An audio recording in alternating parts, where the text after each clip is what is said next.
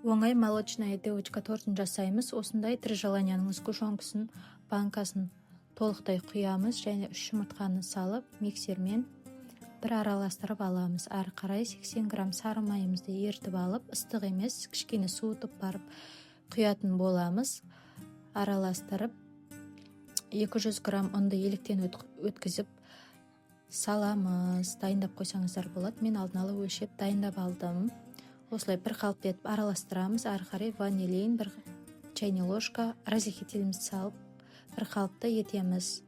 Ары қарай мен карандашпен дөңгелек етіп 22 мм ғып сызып алдым диаметрін.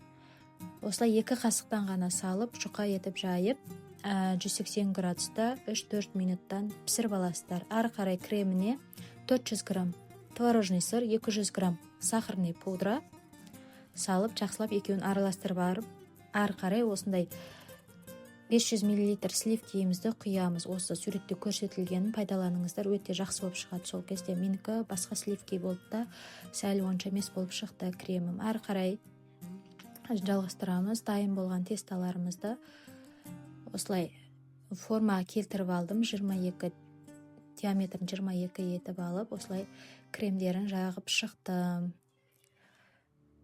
Өте жұқа, жұмсақ болып шығады, әдемі болып тесталарыңыз 3-4 минут қана жеткілікті пісіргенде. Холодильникке салып қоямыз. Кемінде 1 сағатқа сосын барып аламыз. Мен видеоға көрсету үшін ерте алып қойдым. Әрі қарай осылай өз қалауларыңызша безендіресіздер.